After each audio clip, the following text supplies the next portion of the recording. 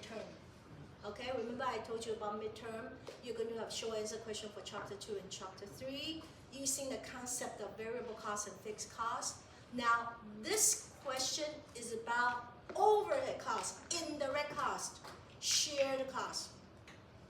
Everything lumped together. Okay, so chapter 5, we say, okay, all the overhead costs, indirect costs, you cannot directly trace to any product, project, whatever. You add them all together. You group them all together. You have the insurance, maintenance, whatever. You add them all together. Then we use whatever the base, labor hour or machine hours. Simplistic, one rate.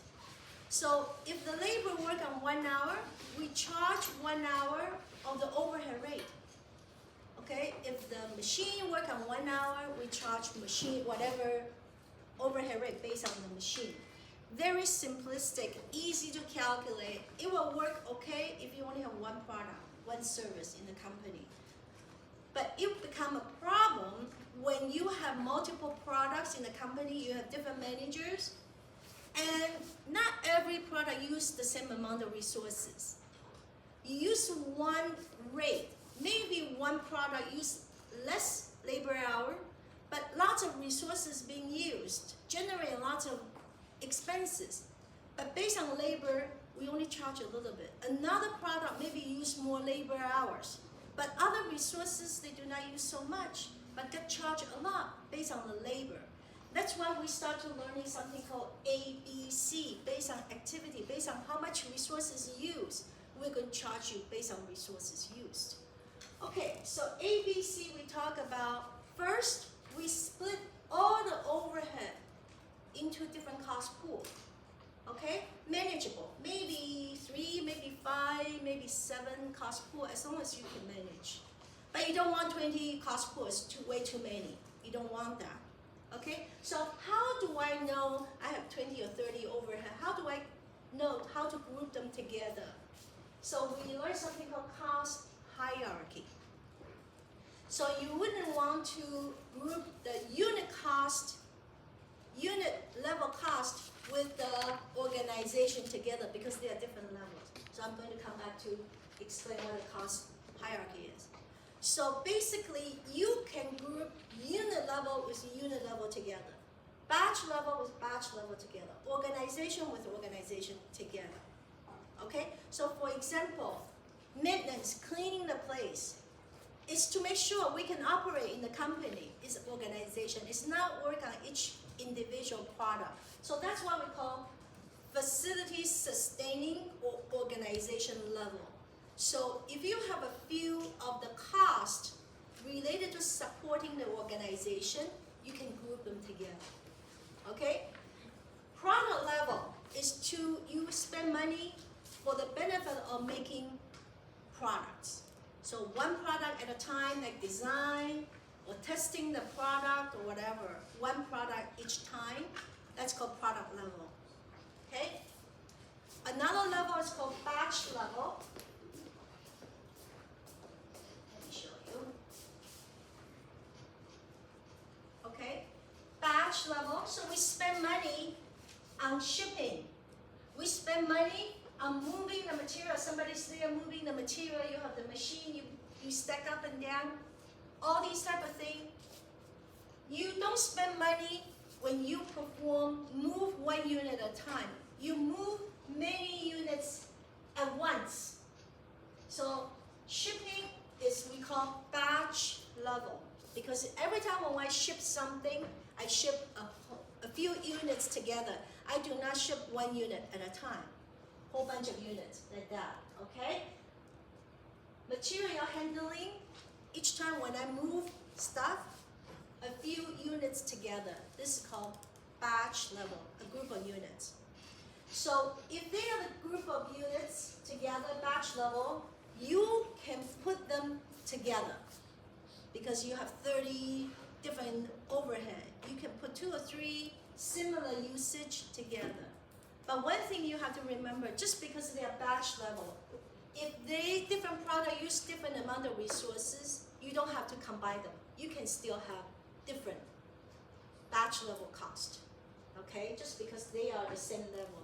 Sometimes you can combine, sometimes you say, well, how product use the resources very differently, I can still split. Okay, unit level is whatever you spend money, the money you spend is to work on every single unit, okay? So, for example, machine.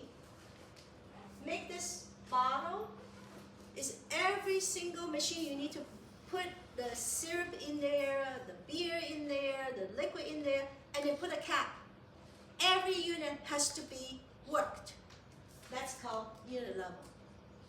Every single unit need to be worked on. So let's say postal office, right?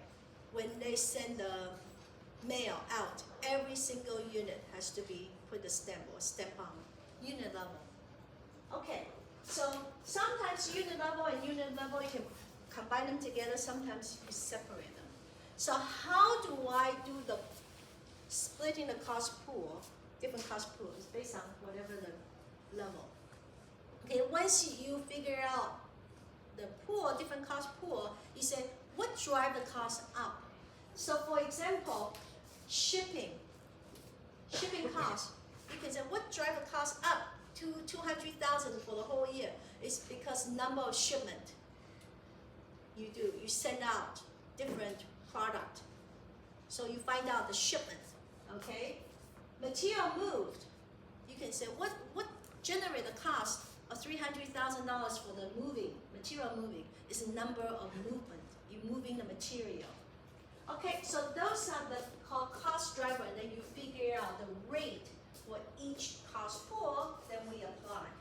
So that's what we call ABC costing.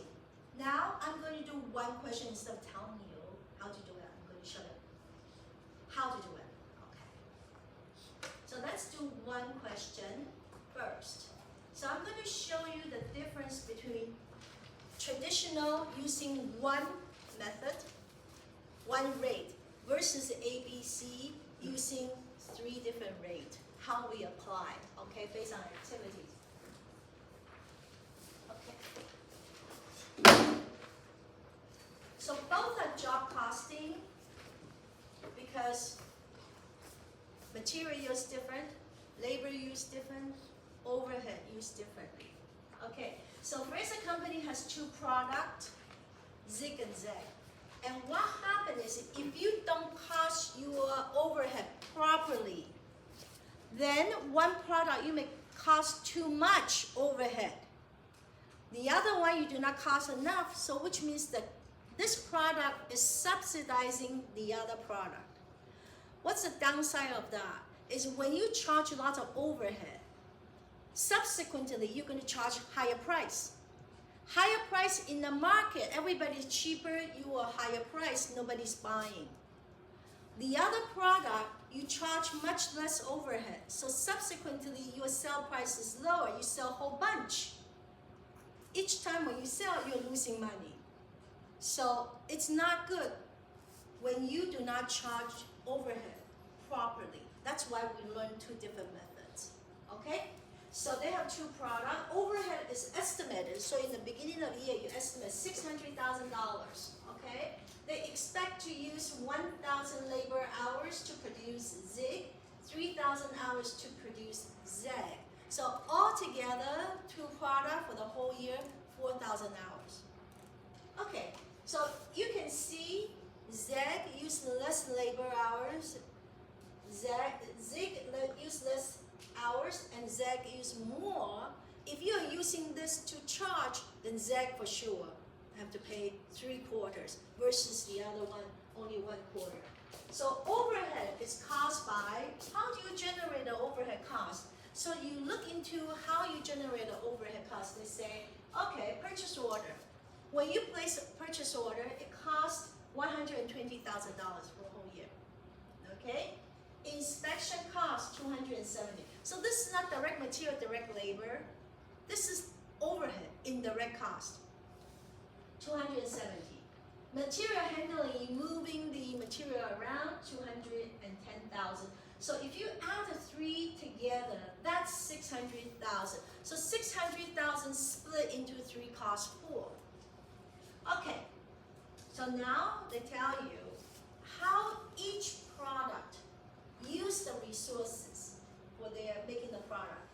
Zig use 1,000 times a purchase order. So issue, ask the company head office, we need to buy material, okay? Buy all these parts and so on, 1,000 times. Zeg, 500 times. Altogether, 1,500 times.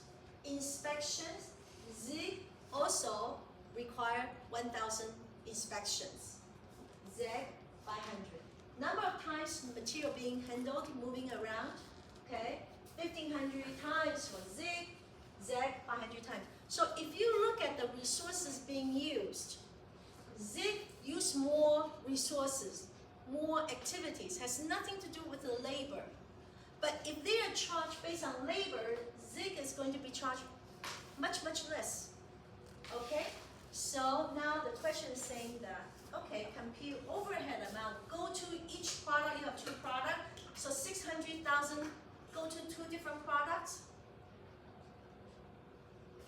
It's not half and half. Okay? So how much do we charge to Zig? How much we charge to Zeg based on direct labor hours? And the second one is based on ABC. Okay? So now let's do it together. So number one, use direct labor. Okay. So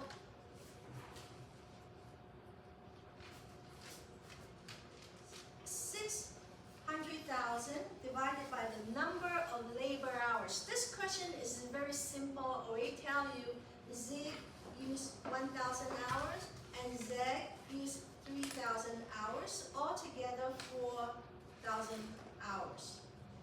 Which means that every time when you use the labor, 1 hour, I'm going to charge you $150 per hour. Are we okay with this? This is called overhead rate, estimated overhead rate based on labor. Okay, so now I'm going to tell you this. Pay attention, okay? Because this is where students make mistake when they do the calculation. I ask you to split the cost $600,000. The end up $1.5 million back. I said $600,000 split between the two products. You come back 1.5. How can it be 1.5 million? Where do you get additional cost? Okay, so let me tell you how students make mistake. Okay, so suppose this is Zig and Zeg. Suppose Zig 1 unit. Okay, use 5 hours. Zeg 3 hours. Okay, so the student look at this and oh, 8 hours. And then take 600,000 divided by 8 hours. So then now you have a big number and you multiply, 600,000 become $1.5 million. You have to be able to read the question, okay? Think about it logically. Is it possible for the whole company, for the whole year, only work 8 hours? The whole year? Not possible. Only 1 unit of each product, is it possible? Not possible. So when you have this kind of number, you have to think, am I on the right track? Okay? So now you have to know how many units produced. Suppose Zig 200 units and Zeg 1,000 units. So total number of units, 1,000. Sorry, number of hours, 1,000, and this is 3,000. So altogether 4,000 hours. Okay, that makes sense for the whole year. 4,000 makes sense. So you have to do one extra calculation in the midterm exam. Okay, in the past, I thought the students should understand, but when you get into exam, some students get stressed. They don't read. They just calculate. You understand? Oh, wait a minute. I need to figure out the total number of hours. Okay, so 4,000 hours. That's why it's 4,000 hours. Okay, so now I'm going to split 600,000 between the two products, Zig and Zeg, using traditional traditional. Traditional is based on labor hours. So the overhead rate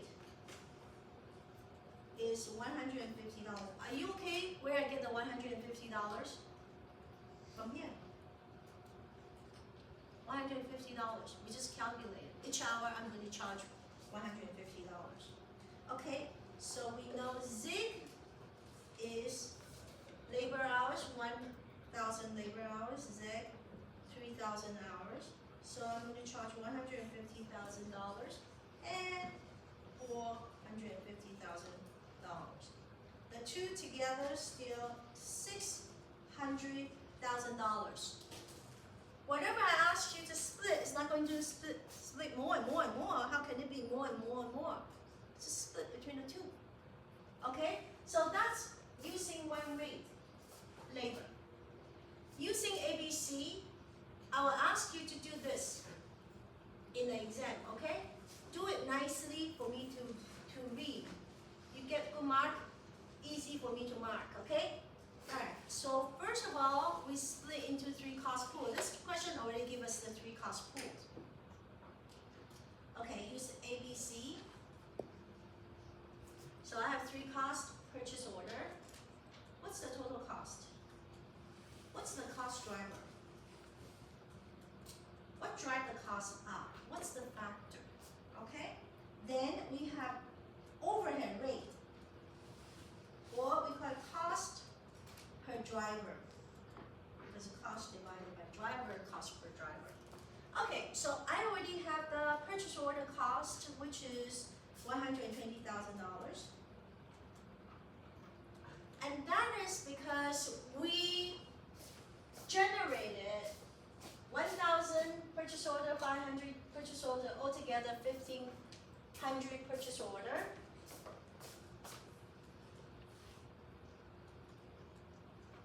So 1,500 purchase order altogether, which means that each time when I request, I want to buy something, that purchase order is going to cost us $80 each time we place a purchase order. Okay, the next one is inspection. Inspection is $270,000. What drives the cost up? It's because the number of inspection, the more inspection you do, the more the cost. Okay, so how many inspections? Again, 1,000 inspection plus 500 inspection. Altogether, 1,500 inspections. Which means that each time when you request inspection on your product, it costs $180. Are we okay with this? So you get an overhead rate. Instead of one cost pool, 150, now you split into different cost pool. Next one, material handling. Oops, where does it go? Material handling. Material handling is $210,000. And that is to move material 1,500 times and 500 times. Okay, so altogether 2,000 times, which means that each time when you request material move from this place to that place for the production and so on and so forth, moving out, it costs $105 each time. Okay, so let me be clear to you. Each of this, maybe 1 mark each or 2 marks each in the midterm exam. Can you do this for me? Easy. You okay? So what you have to do is make sure you add the two together if you know the number. Okay, so now I'm going to apply to each of the product. I have zig and zag, depends on how they use. Okay, so zig and zag. So you do the same thing for me in the midterm exam, okay? So the first one is purchase order at $80. Do you know where I get the $80 from? Here. Okay, because I calculate $80. Okay, next one is the inspection at 180. Okay, the next next one is material handling at 105. This is the rate. Now, how many does your product use the resources? The more you use, the more the cost each time. This is the rate, the price you have to pay. Okay, so now, zig, 1,000 times, 1,000 times, 1,500 times. Zeg, 500 times, 500 times, 500 times. Okay, so this is 80,000, this is 40,000, so the total 120,000. Back to 120,000. It's not going to be more. Okay, you know what I'm doing here? Here, 1,000, 1,000, 500, 500. Okay. Inspection 180,000. This is 90,000. Altogether 270,000. Okay. 157,500. 52,500. 210,000. Okay. So now how much overhead out of 600,000? These are 600,000. Now split, go to zig and go to zeg based on activity. So you add them all together, 417,500, and this is 182,500. Are we okay with this? A, B, C. I will ask you this in the midterm exam. I'm as clear as I can. Okay, I tell you this is the question I will ask you. Okay, so now A, B, C. Now we compare with traditional.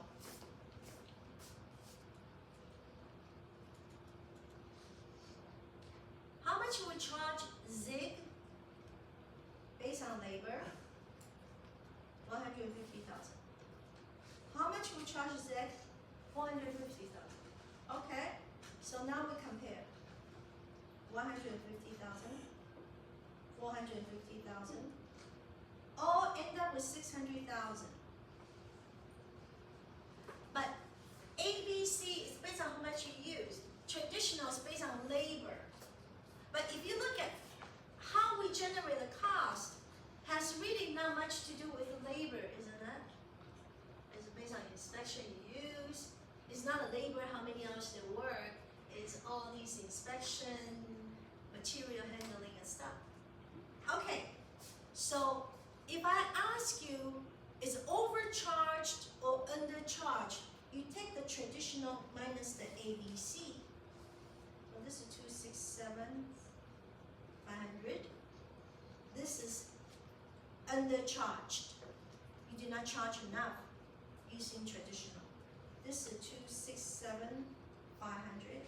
This is undercharged or under applied, and this one is overcharged, over applied. The difference. We okay? So basically, zeg is subsidizing zig. They carry more weight. Are we okay with this?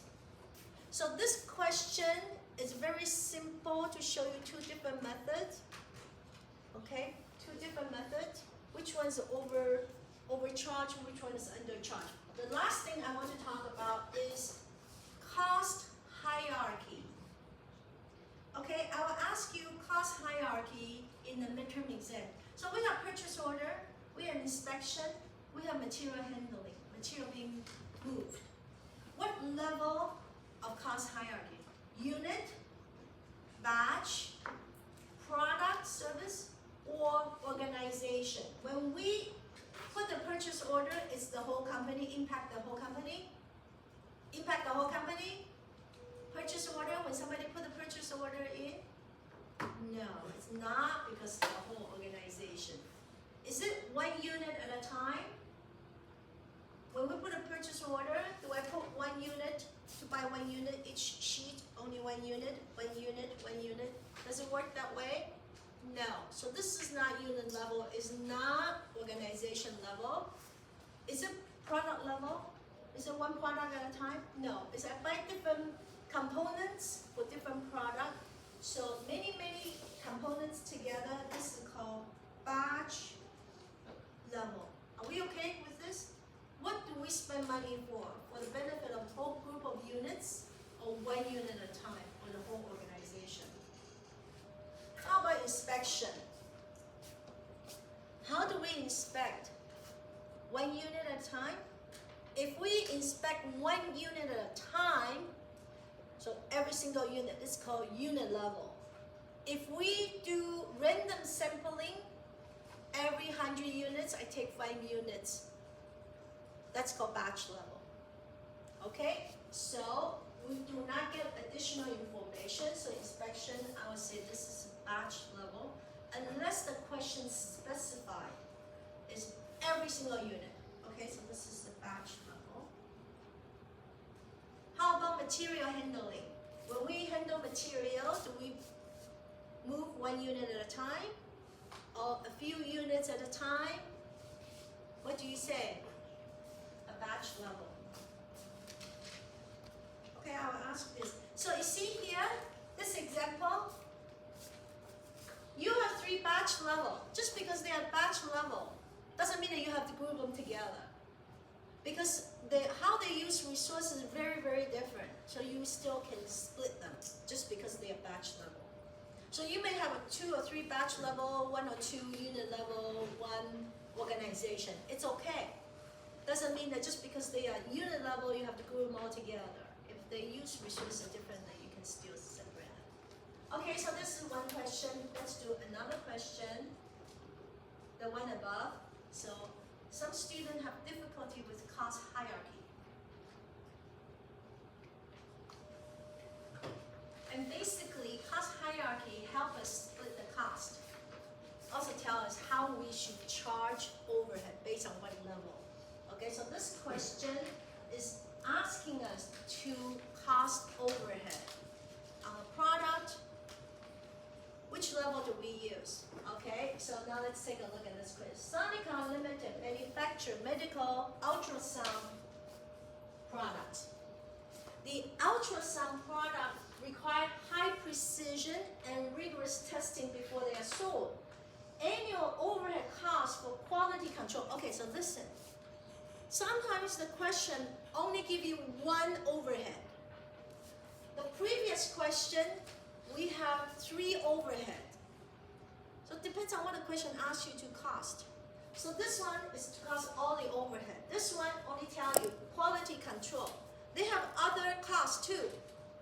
Maybe they have the design, maybe they have the material moving, set up.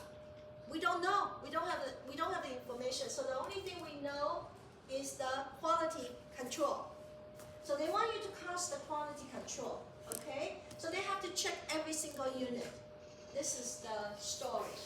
Now the quality control cost is $650,000. Alright, so they make 4 products, ultrasound products, and quality control is set up the whole year. We group 200 times. Maybe they contract to some kind of company and they do 200 times a year to do the testing, 200 times testing. But each time, how many units in the testing, it depends how many you produce. Okay, so 5,000 units produced a year. So they have 4 products, 200 times to test, and 5,000 units. Okay. So this is a simple question. What is the overhead rate based on product level? Okay. So how much overhead we are going to charge to product A if the product A is only one product. Now, product A produced 1350 units and 45 batches to test. Okay, so 650,000. This is the overhead, only for quality control inspection. Okay, so number one is product level. How many products Sonica produce? How many products? 4. Okay. And how many products is product A? Product A is how many products? 1. Product A is 1. Product B is 1. Product C is 1. Okay, so product A is 1 product. Alright, so take 650,000 divided by 4. So basically this is evenly divided based on number of products. So 4 products.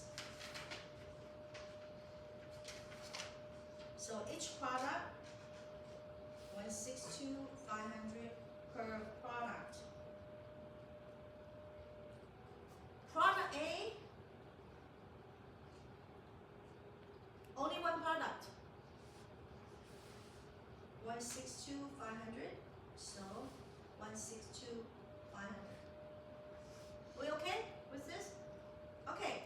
So this is how much out of 650,000 we're going to charge product A based on product level cost. Only 4 products. Split them evenly. Okay. Number 2. It's the same thing but batch level. So batch level. How many batches? Altogether 200 batches. So 650,000 split evenly per batch. So in general, each batch 3250. Okay, so how many batches you request to have the inspection done? 45. So product A, 45 batches times 3250.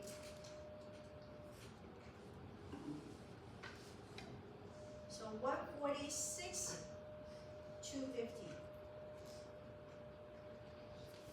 Okay, now number 3.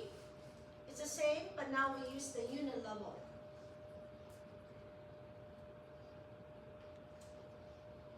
Okay, so how many units altogether? Are you paying attention or you're looking at your friend and charting? Okay, so this is 5,000 units. Okay, now 650,000 we're going to base on the unit level costing. So 5,000 units. Each unit is $130 per unit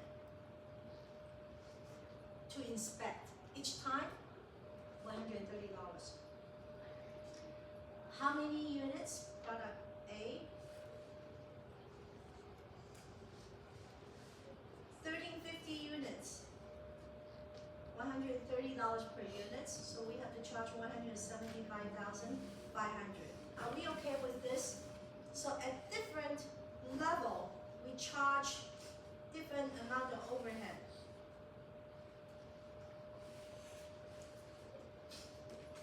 Okay, so if you are the product A manager, which level of costing would you prefer? If you're a product A manager, which one would you prefer? Huh? Why? It's the lowest one. The lowest. You want the lowest, who want to pay more? But if you're the accountant, which is the last one, if you're a company's accountant, which one do you think would be fair to charge to product A? How do we use the resources? Based on what? Do we charge a batch each time, or do we test every single unit? Or one product, one big product at a time? How do we test the quality control? What does it tell you? You have to know, huh? They tell you because it's a high precision. You have to check every single unit. All units produced have to be tested for quality control. So you have to test on every single unit. So what matches the resources being used is not the batch level, like random sampling. It's based on the unit. So if you're the chief accountant, you're going to say, well, because we check on every single unit, so you should pay based on the unit level. This is the best outcome. Okay, so just to conclude, okay, so what happened in terms of product A? If we use the product level,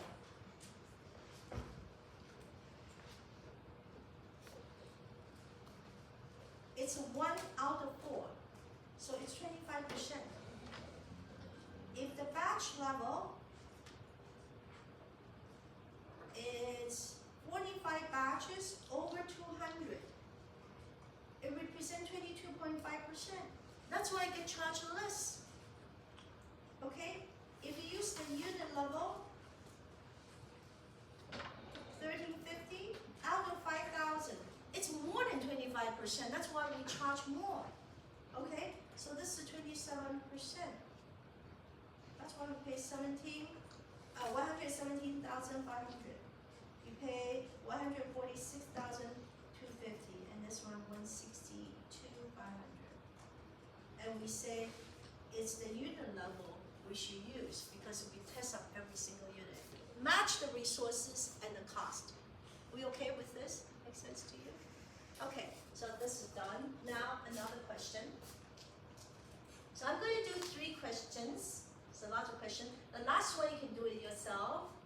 Okay, so this is traditional method versus ABC. But I want to do this question because you will make an exam question look similar to this one. Is the difficulty the same or Pretty much. But the difference is these questions I explain to you. I read it to you what we're supposed to do. In the exam, it's up to you. Do you understand how to read the question? If you understand the question, easy. Okay, I say this over and over. Some student go into the exam and no idea what's going on. They just try to calculate for me. So you have to sit down, calm yourself, try to read the question. Okay, so cash roll manufacturer identified. Overhead cost and cost driver.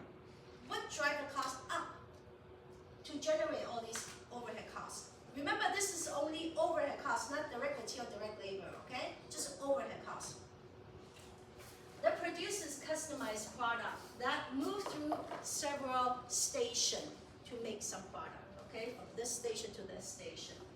Material and intermediate material product are moved along several workstations.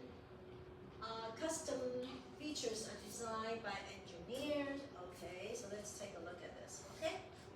So now in this question, they already split the cost into 4 cost pools. Okay, so 4 cost pool, we have machine set up. The cost is $40,000, okay? Material handling, you move the material around. How much it cost?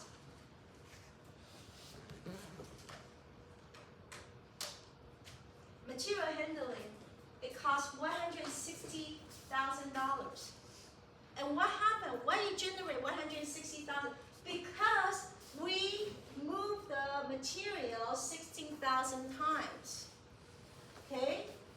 Machine set up. How many times we set it up? The whole year we set it up 400 times.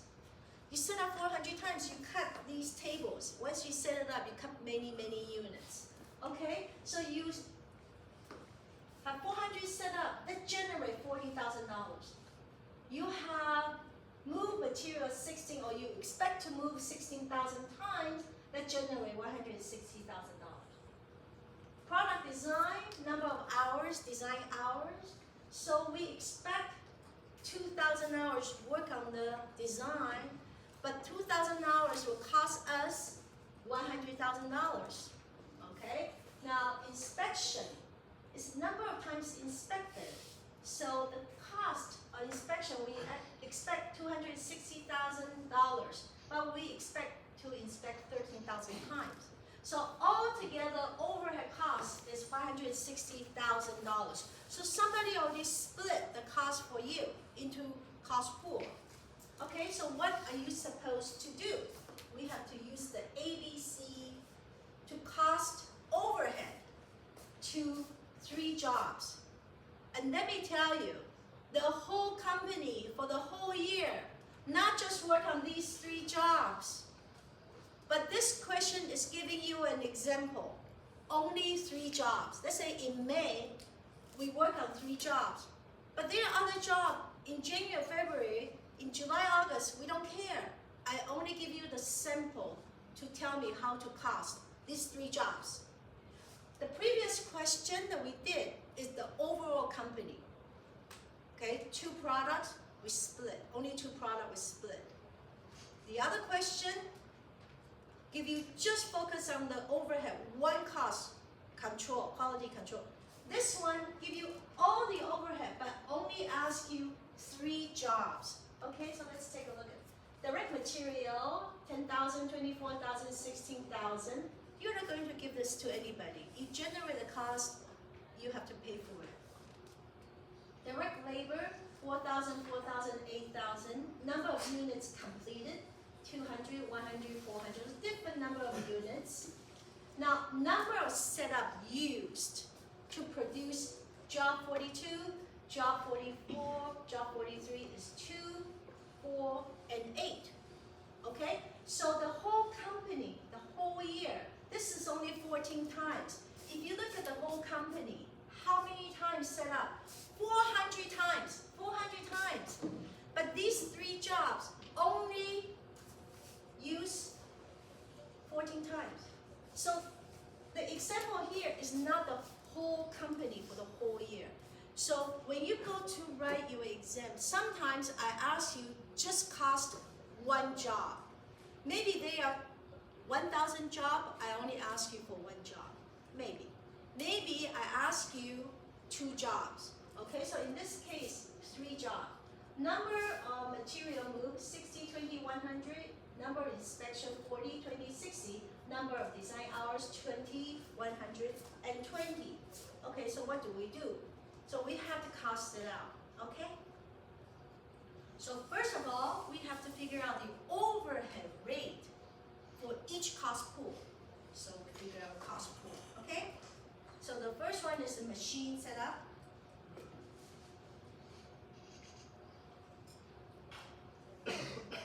Total cost. This is a $40,000. Okay. Cost driver. We can't see this. Oh, sorry.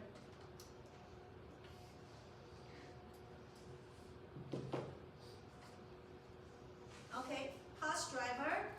So 400 times. So this is overhead rate.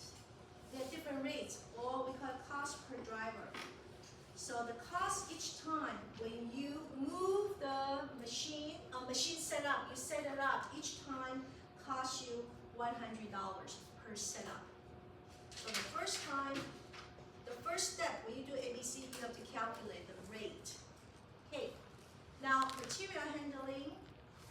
Material handling for the whole year, $160,000. That is because we move the material 16,000 times, which means that each time when we move material costs $10. Okay? Product design, okay, $100,000. How many hours? It's based on hours. So 2,000 hours, design hours. So each time when you ask the designer to design the product, 1 hour costs you $50. Okay, now the last one is inspection. Inspection is $260,000. And that is to inspect 13,000 times. So each time will cost you $20. So altogether is $560,000. So how much, all these $560,000, how much I'm going to charge to each of the product? Remember last class I was showing you, each plate of food, you have to make sure to charge overhead, labor. So how much overhead charged to each plate, for example? So how much we charge to job 42, 43, 44. Okay, so now I have the rate, overhead rate. Material setup,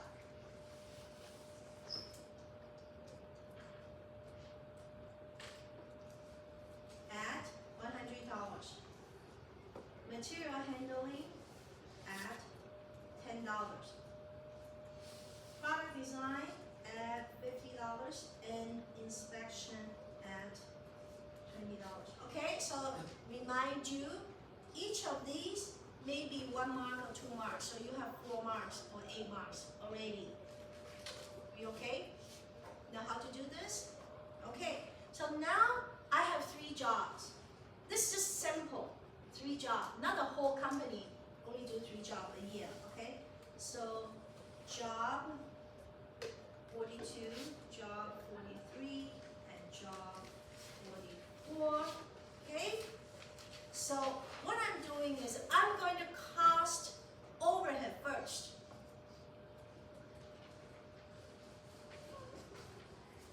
And then once I have overhead, then I add direct material, direct labor, I have the total cost. Are we okay with this? Okay, so first, overhead is the most complicated because so many items. If I cost it out, I add direct material, direct labor, I have the total cost for the whole thing. So now first we do the overhead. Okay, so job number 42, we have 2 setups. Job number 43 is 4 setup and 8 setups. Number of material moved 60 times, 20 times, 100 times. Okay, inspection first, right? But here I have professional product design. So product design is the very last, it's kind of reverse, so pay attention to that. 20 hours, 100 hours, and 20 hours. Now inspection, 40 times, 20 times, and 60 times. Are we okay with this? The logic, do you understand the logic, what we try to do? First we'll figure out how much it costs for each time you do something. And you say how many times you use, you pay for the service to the company. Okay. So you're very quiet, so I don't know if you understand or if you don't understand.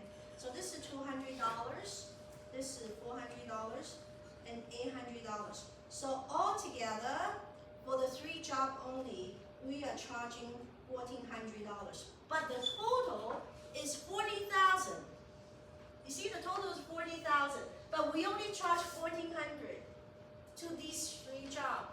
But you say, how about the rest? Well, we have maybe May, June, July, August. Every month we have lots of jobs to do. So I know for these 3 jobs, I charge $1,400 out of $40,000. Okay, now for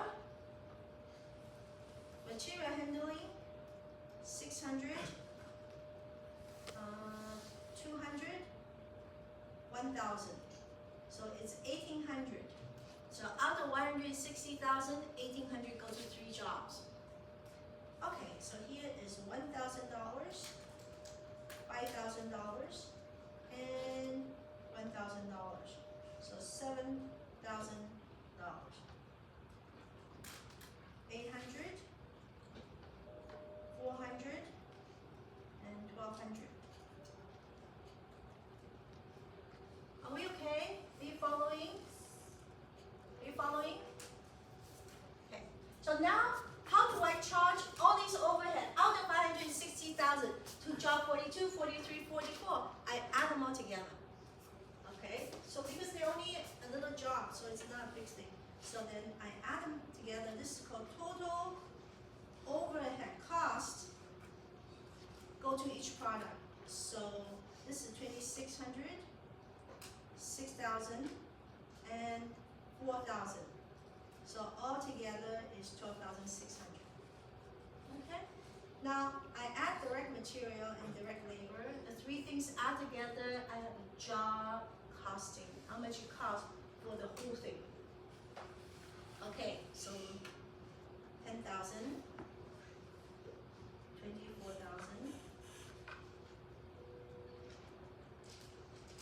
and 16,000. Do you know where I get a number from? From direct material. Direct material, direct labor Direct labor is 4,000, 4,000, 8,000.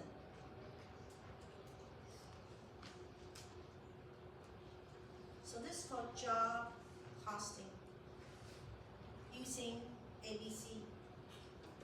So altogether 16,600. This one is 34,000. And this one is 28,000. This is the total job cost for the whole job 42, 43, 44, different job. If I want to find out per unit, because we have the unit, divided by 200 units, divided by 100 units, divided by 400 units. Do you know where I get the number from? They tell you number of units completed. So, total cost per unit. So I have direct material, direct labor, overhead. So this is $83 one unit, $340 per unit, and $70 per unit. But if the question says, what's the overhead cost per unit? Then you go to overhead per unit. $13. This is 100, so $60. This one divided by 400, so $10 per unit, overhead per unit. Depends on what you want. Are you okay with this? This is ABC. So we have all these overhead. How do we split to every job? Every job we have to make sure, or every plate of food, we need to charge overhead. How much to charge? Using ABC, this is tell you how much, based on resources used. So just for me to emphasize, okay? If you want to take a picture, you can take a picture. All right, so I told you I will give you 8 marks question. You don't need to do the calculation. You don't need to do the calculation. You go to the exam right away, you can write the answer if you understand it. So the first one, 4 marks. I ask you about DOL, degree of operating leverage. You don't need to know how to do the calculation. You can answer it if you know how to answer it. Okay? The second one is the benefit and advantage, disadvantage of using ABC costing. So 4 marks, 4 marks, give me 2 each. So briefly to review this, I already said so many times.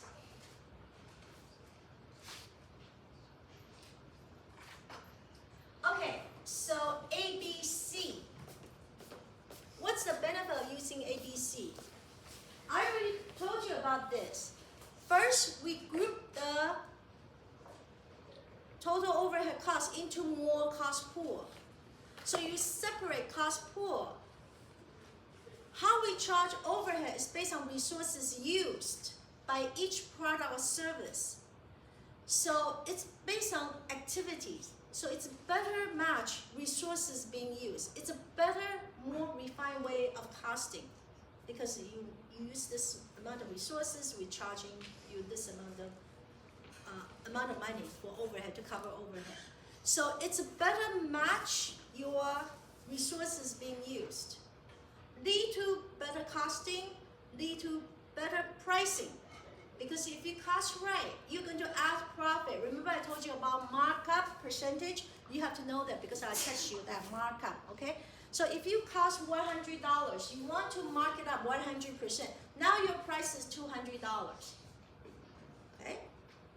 Then you're going to sell. It's better costing, better pricing. So each manager will be evaluated in a way it's more fair, more equitable. Not one subsidize the other one. So lead to better pricing, better performance evaluation. Okay, number 2, you can talk about this. Because we split into different cost pool, now become very transparent. all these costs, overhead costs, good or bad, all into one lump group.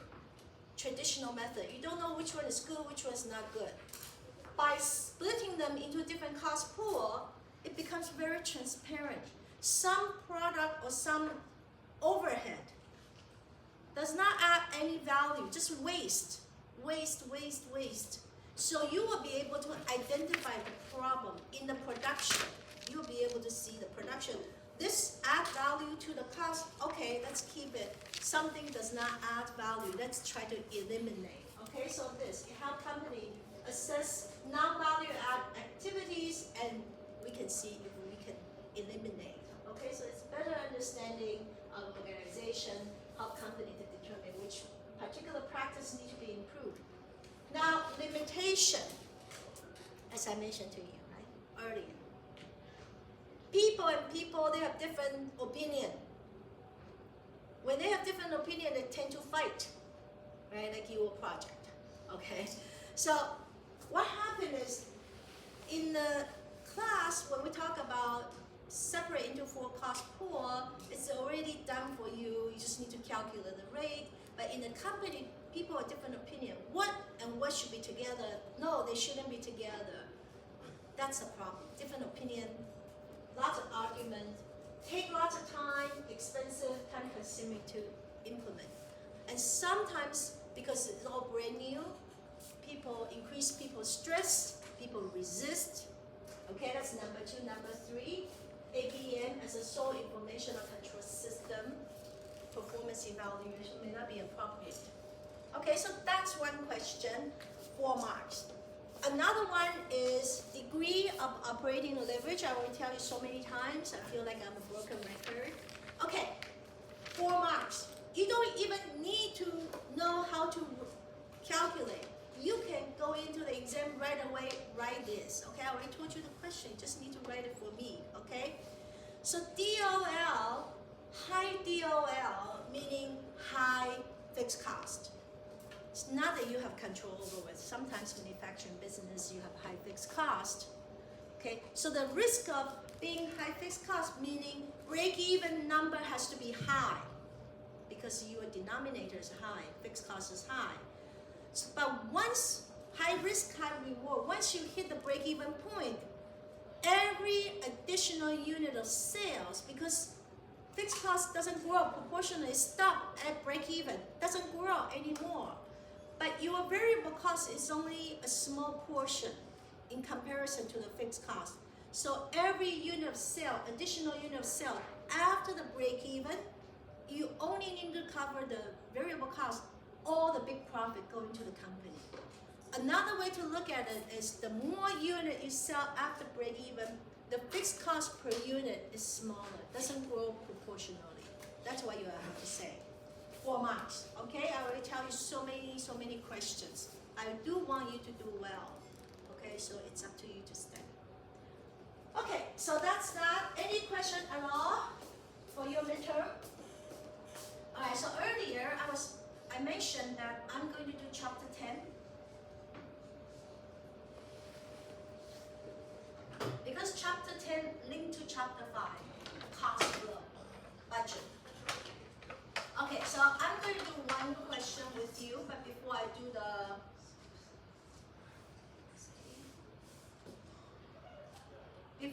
the question, I want to go over the theory behind it. It's not very difficult. This is lightweight, okay? That's why I want to move it up. I only have half a class, 45 minutes. I want to go over this. And when you come back on Thursday, I finish another question about cash budget because earlier this morning, I only covered the operating budget and budgeted financial statement, but not cash budget. But when you come back, I will cover that and we do chapter 4. Okay, so did I tell you that I already finished your final exam?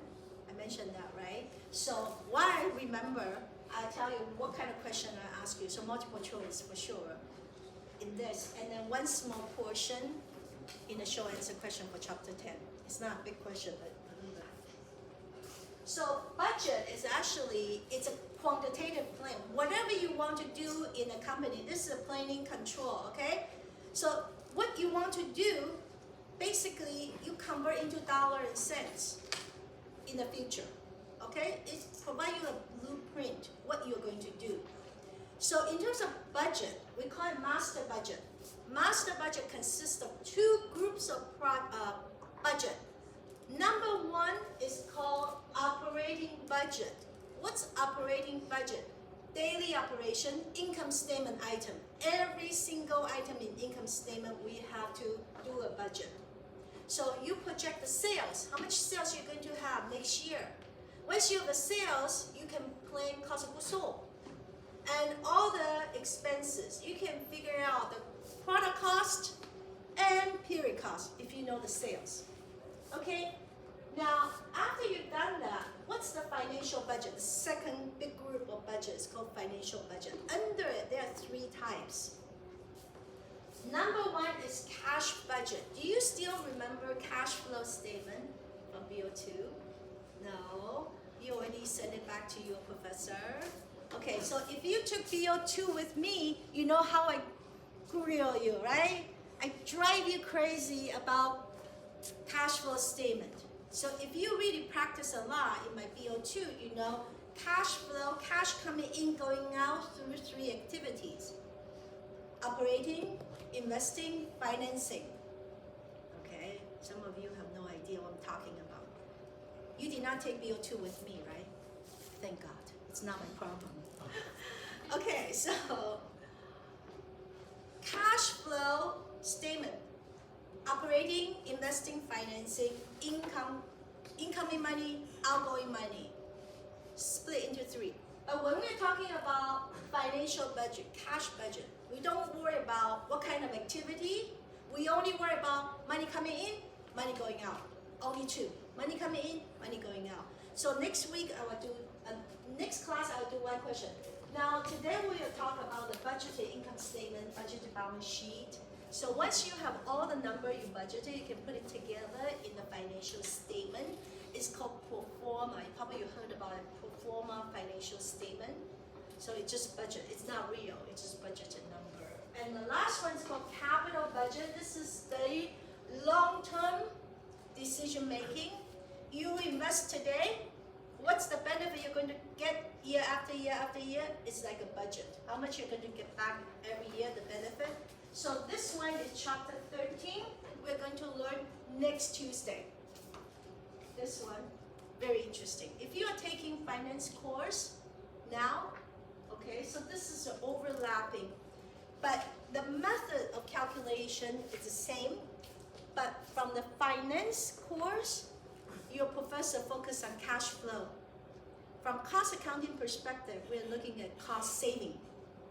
If you don't spend money, you save money, it's the same as cash coming in, inside the house, not spending it. Okay, so we don't worry about that today. Today we're just looking at the operating and the financial statement budget. Okay. Now, what's budget? These are all theoretical, so easy to understand. Okay, so budget is a quantitative expression. Your plan, what you're going to do in the next accounting period. Okay, a set time period for a future plan. It covers financial and non-financial as a blueprint of company to follow its upcoming period. So I think some of you are very involved in some kind of student organization. Yes or no? You're part of MESA, you're part of whatever group, club, okay? So if you are some executive or whatever, or one of the key organizer of the activity, you say, okay, we're going to have a party, okay, year-end dance party. So you have to say, okay, how many people I expect to come to the dance party, okay? Then how much am I going to charge? Is it free or you're going to charge? How much are you going to charge to be able to cover the cost? If it's free, then you say, where can I get money? Sponsors. Maybe if you are part of the club, U of T may give you some money to organize this kind of activity. So you figure out what's the revenue you're going to receive. Then you say, okay, so where are we going to have this dance party? Are we going to have food? If we're going to have a food, how much spend. How much money we're going to spend on the food, how much money we're going to spend on the renting the space or decoration, all these type of things. You have to put everything together to have the budget. Are you going to make money or you don't want to make money? You can plan it out. Okay, so what's the benefit? Why do we care about budget? Let me tell you, okay? I almost got into trouble when I was working in a company. This is a real story, okay? Because I don't have lots of time, I just briefly tell you the story. What happened is a small business, medium-sized business, normally we're so busy collecting accounts receivable, trying to generate sales. We don't have time to do budget. Budget's good, but who has time to do the budget?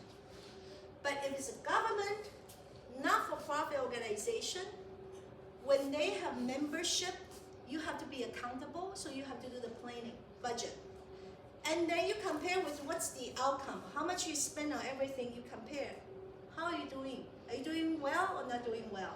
Because it's accountability. But smaller business, private business, we don't worry too much about it. Okay, so what's the benefit? Compel planning. Force you to plan how much you're going to spend on doing something. You cannot overspend. You don't want to underspend, because overspend, where are you going to get the rest of money from? If you underspend, maybe you do not achieve your objective. It's not good either. Okay, so force you to plan. Provide performance criteria. You compare budget and actual outcome. You can compare how are we doing. And the last one is promote communication within the organization. And so I'm going to tell you a very quick story. So for a period of time, I was working in a company, a private computer training company. So we train professional, IT professional, the back office, the support, how to do everything, okay? So what happened was that we've been doing that kind of business for 10 years at the time when I joined the company. Very busy, the company was growing, and there are 3 owners. We have president and 2 vice presidents, they are all owners. They have a small percentage. And one of the owners, very, ambitious. He wants to grow his own part of the business. So his business to writing the manual, like a textbook, okay? So I was in the accounting area, and he did not communicate with me. So that's the problem with the communication. You go ahead, you do your thing. You don't even know if a company have money to support your project or not. How do you know we can pay? So what happened was that he want to have all these manual. So we have a 1 or 2 days manual. He want to make it into the 1 month manual. So you have to pack a lot of stuff in there. So then what happened was, one day I received an invoice at the time, only $50,000, not a lot, for printing. I said, we don't have money to pay. Where are we going to get $50,000 to pay the printing? And what kind of revenue are we getting? We have no revenue. We're just printing this manual for, the trial copy, the test copy. So I talked to the president. I said, we have no money. How are we going to pay? No budget, nothing. So this guy, one of the owners, thought that spend about $40,000, $50,000 year after year, we can get $1 million profit. So that's in his dream, okay? He did not communicate with me. We did not have money to support the project. So eventually, after we spent about $200,000, keep spending money, and I talked to the president. I said, we have to kill this project. Unfortunately, we have to bite the bullet, just call it. We lost it, okay? So then we kill it, but then what happened? We still don't have money. So we, very, very painfully, we have to let a few people go. So they lost their job. And eventually we found, HP, the printer company, and Microsoft kind of helped us together. We did a big campaign, big training for Microsoft, saved us from bankruptcy. It was so close. So after that, I looked at it, I said, I better find another job. So I left the company, I went to Humboldt College. So it's really a close call. So, you can see budget is not important, nobody really care about it, but when you have some kind of new project, do you have money? You don't even communicate with people. Are we going to be okay to support your project or not? So the benefits to compel planning, provide performance criteria, promote communication coordination within the organization. Okay? All right, budget, static, flexible. So static budget is I give you a specific quantity, the volume of sales. So based on that sales, you figure out all the cost of goods sold, all the expenses. But the flexible budget, you're going to learn in CO3. It's a range because sometimes, what if you don't hit $1 million of sales? But then you hit maybe 900,000 or 1.1 million, so that's a bit range. It's called flexible budget. Okay, so we don't worry about that. We just do the based on our forecast specific volume. The second one is short term versus long term. So today we're doing is a short term operating. Long term is called capital budgeting. We're going to learn in chapter 13. Okay. Now, incremental versus zero-based budget. So what's incremental? Incremental is increasing from previous. Okay, so we have two different kind of budget.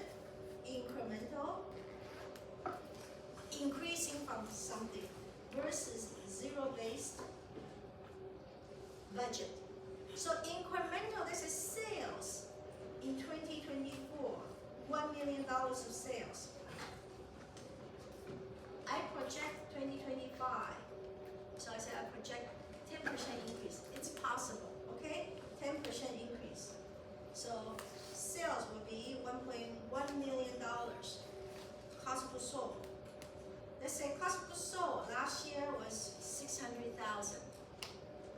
But this year, with the increase of 10%, I think I can go to my supplier. I can negotiate. The increase is not going to be proportional 10%. I can negotiate. Volume discount. Okay? So increase only by 8%. So 648. So this is what you do, item by item, based on the previous number. This is called incremental because it increased based on previous year, incremental budget. How about zero-based budget? Based on nothing. What do you mean based on nothing? Well, you look at the economic situation. You don't base on last year. You say, okay, let's look at the situation now. Okay, what's the realistic sales going to be? Given the tariff from the US, okay? Maybe we're going to lose lots of sales. We have to try to find Asian client or European client. We don't know how much sales is going to be. So what we're going to do is we're going to justify item by item. So you justify, instead of $1 million go to 1.1, you say realistically, the sales is going to be impacted a lot. So 800,000. This coming year. Like the steel business, you know, the steel business. Now they're very worried because the US is going to put tariff. They're going to lose business. Also, all the Asian country, they want to sell the same steel to Canada. So the Canadian company you have different choices. So they're very worried now, cost of goods sold. So you figure out how much cost of goods sold is. So what you have to do is justify item by item. We don't do zero-based budget every year. Too time consuming. We don't do that.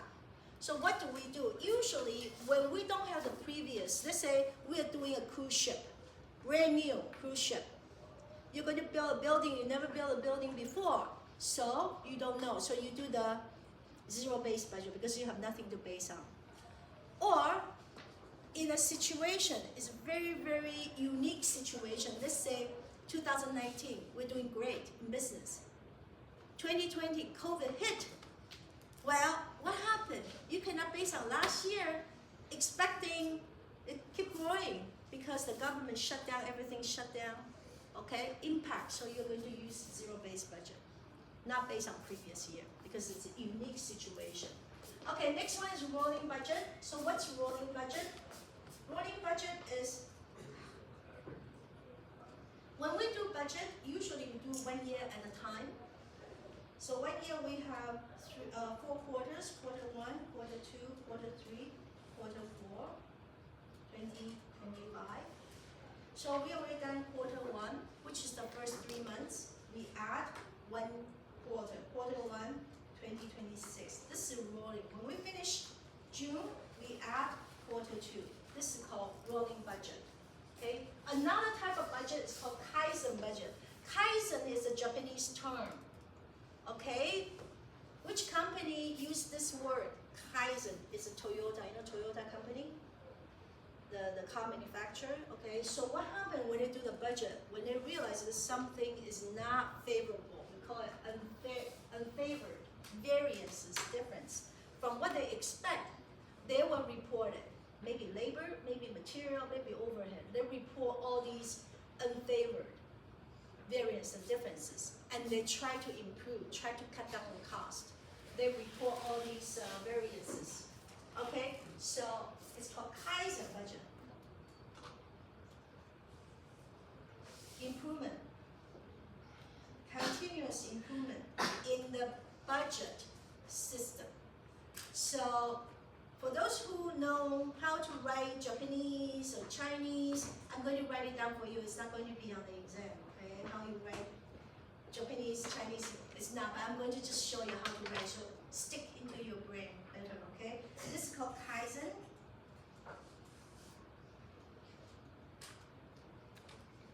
So for those who knows how to read Japanese or Chinese, what does it mean? Improvement, continuous improvement. Okay, so you improve your budget system. Okay, now the last thing I want to talk about budget, then we do the calculation, is if you are using the budget as performance evaluation as a control system, then people worry, if I don't achieve that, then what am I going to do? So I can achieve $1 million sales. I don't tell you 1 million. I tell you 900,000. When I achieve 950,000, I look good. So this is what we say, underestimate budget. I don't tell you exactly how I can achieve it, right? How much I can achieve it. I say a bit less, then when I achieve better, look good.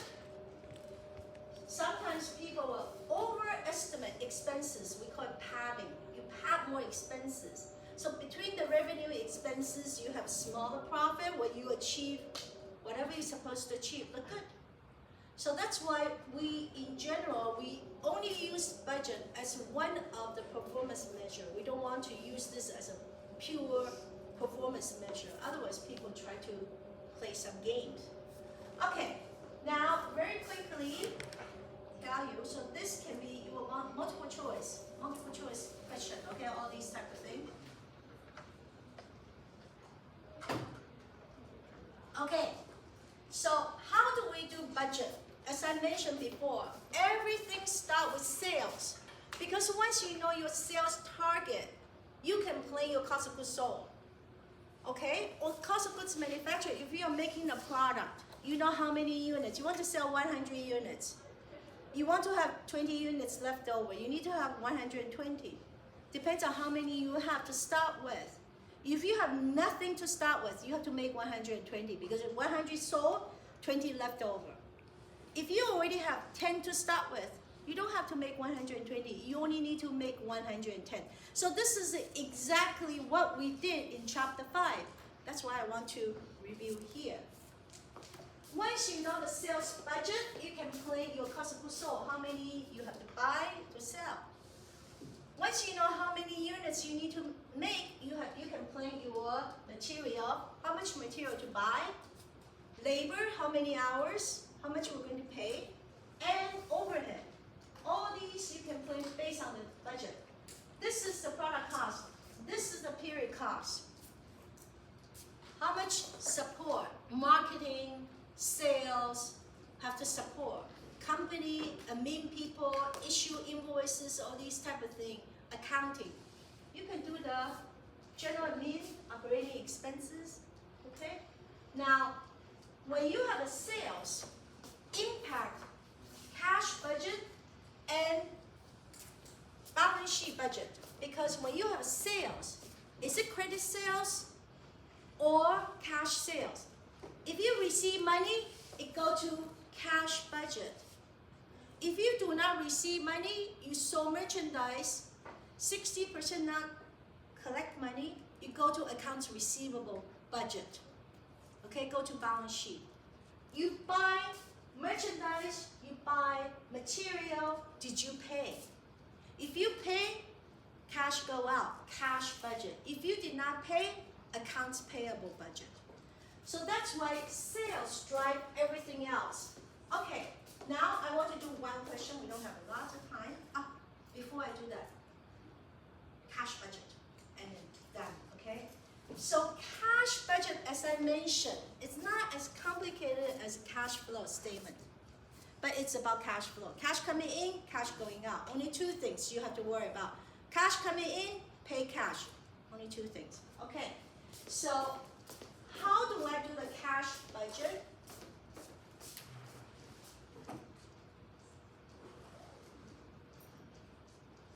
First of all, you said, do I have any money? Do I have any money left over from last accounting period? Okay, so first thing is, do I have a cash beginning balance?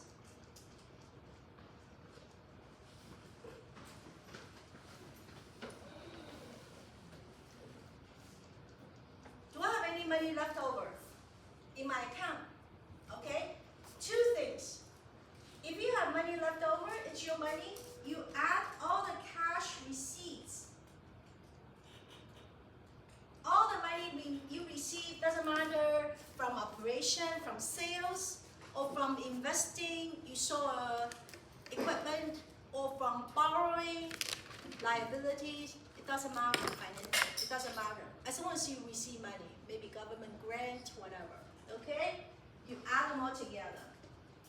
This is all the cash you have, cash available.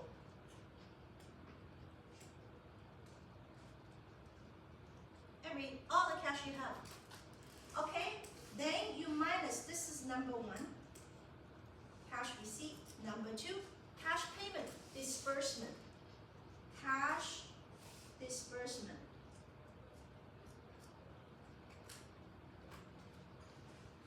Payment. Okay, it doesn't matter what you pay. You can pay for inventory, pay a supplier, doesn't matter. Or pay for investment. You buy a car, you pay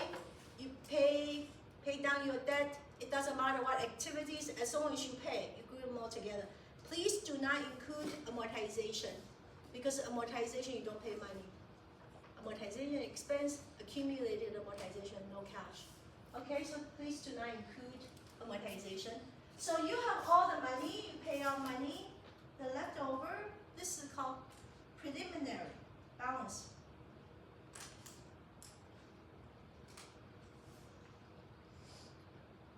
How much money you still have? Okay, so let's say you receive money, you pay money, you have $5,000 left over. Okay, it's your money. But now there's another segment called financing requirement. So sometimes company will want you to have a minimum balance in the bank. You don't want to go under it. So you minus financing requirement. So let's say the company has a policy, we need to have $10,000 always. Okay, so now you're short of $5,000 negative. You have to go borrow. Okay, so I want to ask you, you have a bank account, right? All of us, we all have a bank account, unless you were with your parents' bank account. Okay, so does your bank account require minimum balance every month? Yes? How much? 1,000? 500? 500 for you? Anybody have different amount? 100? Okay, so it's still your money, but basically you cannot touch that. It's for bank to use your money. You cannot touch it. Why not? If you go under it, then they charge you all the fees for the whole month. So for me, I need to have 5,000. I'm thinking, oh, 5,000 is a lot of money there, and I cannot touch it. Every time when I have any money close to 5,000, I get very nervous. I cannot overspend. Even though it's my money, 5,000, I cannot touch it. This is that. You need to have minimum requirement. Okay, and if you don't have enough, you have to go borrow money to make it that. If you have leftover, let's say you have 15,000 preliminary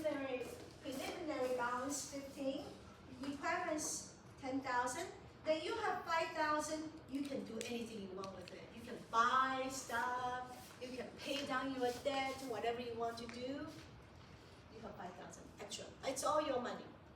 Okay? Alright, so I'm going to show you the question. Can we do the first question?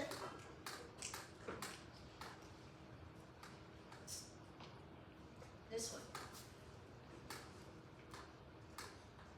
Okay. So this question wants us to figure out production, labor, sales budget, and financial statement. What financial statement? They want us to prepare budgeted contribution margin. So this is caused by behavior, financial statement. Okay. So let's take a look at this. Okay. Bullen and Company makes and sell high quality glare filters. For microcomputer monitor, John Crane, the controller, is responsible for preparing budget, master budget. So you have an operating budget and financial statement budget, cash budget and stuff.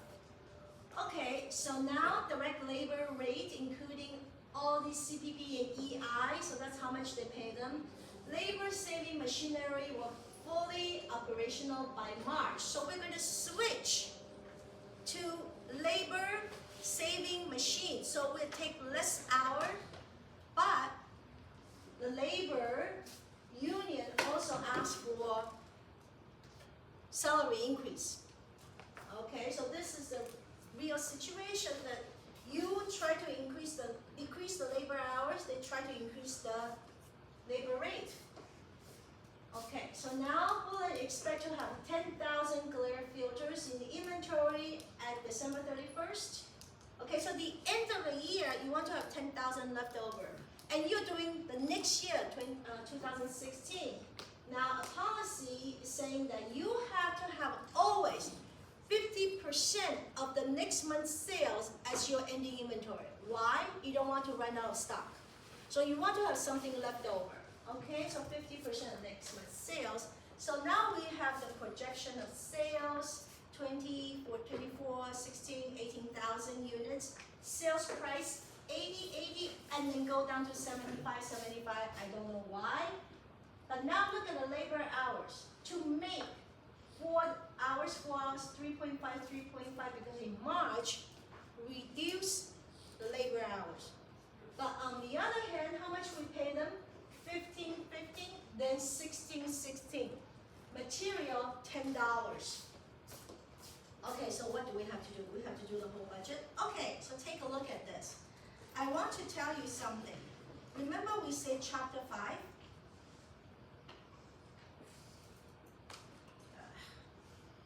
Chapter 5, we figure out the sales. Oops. Here. Okay. We start from sales. Okay, this is chapter 5 material. Remember I showed you the cost flow boxes? Okay. So suppose sales, I want to sell 120 units, for example. And I said I don't want to run out of anything. I want to have 20 left over. This is my ending inventory. So for the whole period, I need to have inventory, how many units?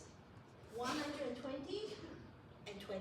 I need to have 140 units. Are we okay with this? 140. Do I need to make 140 units? It depends. If I don't have any beginning inventory, whatever I need to produce to make is 140. But if I already have 10, then I don't need to produce 140. I only need to produce 130. So whatever you produce and however number of unit sales may not be the same. Remember we talked about cost of goods manufactured and cost of goods sold. Can be the same, may not be the same. Remember this? Chapter 5. So this is a review of chapter 5, okay? So let's take a look at this. Is important calculation.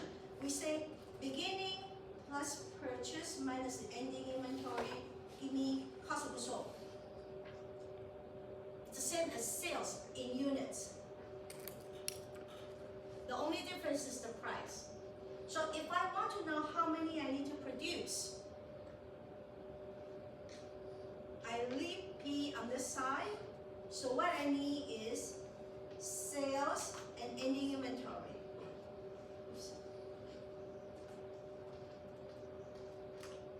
Minus beginning, because I already have that many units. I don't need to make so many. So this is the production. This is important, okay? Very important. How many I need to make? Sales, ending inventory minus the beginning. Okay, let's do this question. Okay, so here, first is sales budget. How much I'm going to make? Okay, so I start with sales in units. You know where to get this file, right? You know where to get this file on Kirkus? So 20,000 units, 24,000 units, 16,000 units. So I'm going to sell 60,000 units. What's the price? $80, then $75.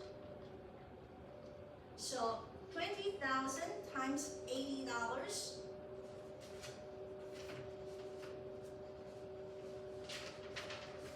That's $1.6 million. So usually I put a dollar sign there so I don't confuse. It's a unit of dollar. Okay, 1.92 million and $1.2 million altogether to sell 60,000 units. I will make $4,720,000. Okay, so now this is how many unit of sales, how much it's a dollar amount, but how many I need to produce. So we already said that sales plus ending inventory equals beginning plus purchase or produce. So if I want to keep the produced number of units, will equal sales plus ending inventory minus the beginning. This is important.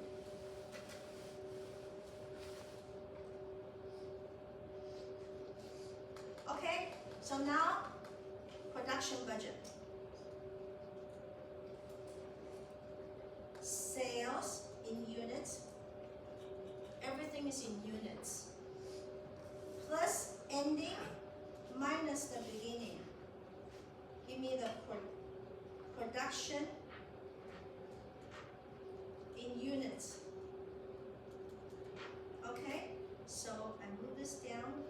20,000, 24,000, 16,000. I'm going to sell 60,000 units. Okay, ending inventory. The question says we want to have 50% of next month's sales. 50%. So how about April? April is 18,000. 50% would be my ending inventory. So it's 12,000. It's, maybe I use a different color. 12,000. 8,000. 9,000. Okay, do not add them all together yet. Okay, beginning inventory. Beginning inventory, January 1st inventory is coming from December 31st. The next day, overnight, becomes beginning inventory. So the question tells us that we have 10,000 units. So I have to subtract 10,000 units. You know where I get this 10,000 from? The question says 10,000. We stop at 10,000. Okay, now 12,000. January 31st becomes February 1st. 12,000. 8,000. Do not add them all together yet. Okay, so now what do? I add them all together. So I will make 22,000 units. I'm going to sell 20,000 units. But I need to make 22,000 units. Okay? February, I'm going to sell 24,000 units. I only need to make 20,000 units. March, 16,000 units. I have to make 17,000 units. All these units and sales, you can add them all together. This is 59,000. Okay, you're gonna sell 60,000, you need to make 59,000. Okay, so how come I do not ask you to add all the inventory together, all the ending inventory together? Doesn't make sense. Because ending inventory becomes beginning inventory. Ending inventory becomes beginning inventory. It's just kind of rolling. So when you add January 1st, February 1st, March 1st, what does it mean? It means nothing. For the 3 months, we only start January 1st. We end March 31st. Only 2 numbers. Okay, so end with March 31st, beginning January 1st. So 9,000, 10,000. That's what happened.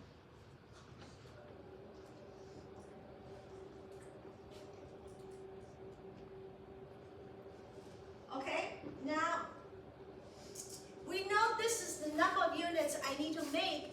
How much material to go into the product? Maybe in your exam, I'll give you the number of kilogram, each kilogram $2 or something like that. Here, I just tell you $10. So material purchase, okay, number of units.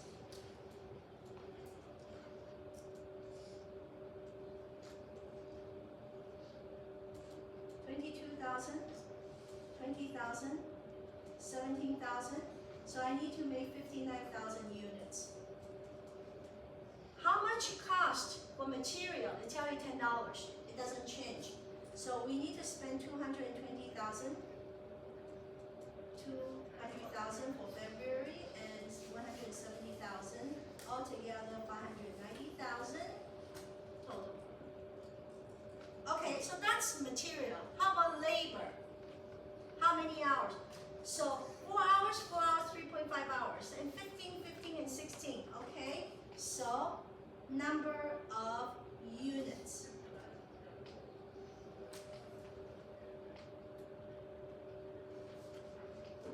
Production in units. 22,000, 20,000 is the same, 17,000. So we have to make 59,000 units. Labor hours. 4, 3.5. So 88,000 hours, 80,000 hours, and 59,500 hours. Altogether, 227,500 hours. This is units. How much? 15, 15, and 16. So now I want you to look at this, which means that in January, each unit costs 60, February, 60, March, $56 per unit. Okay, so this is 1320000, 1.2 million, 952,000. So altogether for the labor cost is 3,472,000. So we have the labor, we have material, we don't have an overhead. Okay, so now the question wants us to figure out contribution margin. So contribution margin's financial statement is based on sales. Remember, it's not based on production. You produce less, but you sell more. We sell more, but we produce less.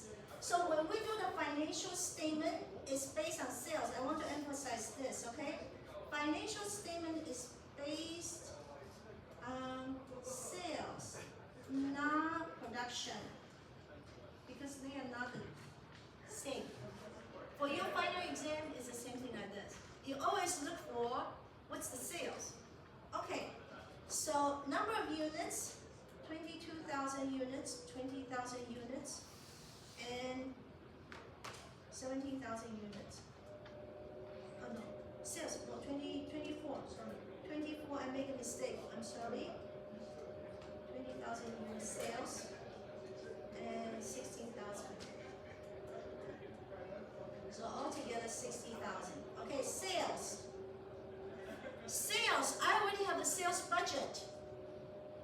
Here, this is sales budget.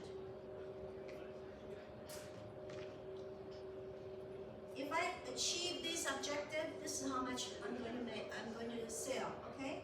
So I just plug in the number. 1.6 million, 1.92 million, 1.2 million, okay? So 4.720000. Variable cost, I have direct material, I have direct labor. So direct material is based on sales.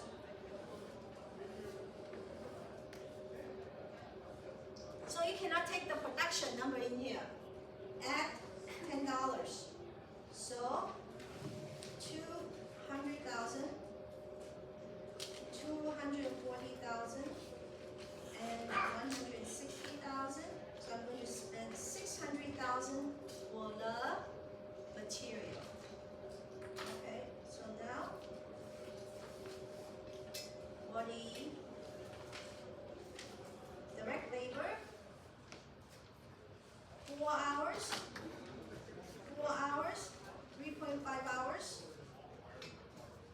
15, 16. I already calculated this before.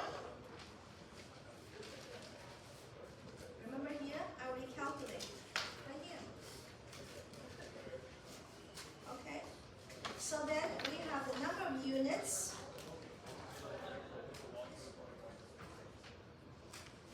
So each unit is $60. So this is $1.2 million. 1.44 million. 896,000. So altogether for the labor is 3,536,000. Okay. Contribution margin. So how do I do the contribution margin? You take this, sorry, total variable cost. 1.4 million. 1680000, 1056000, altogether 4136000. I just add them together. You can take a picture, you just need to listen to me, okay? So now, what's the contribution margin?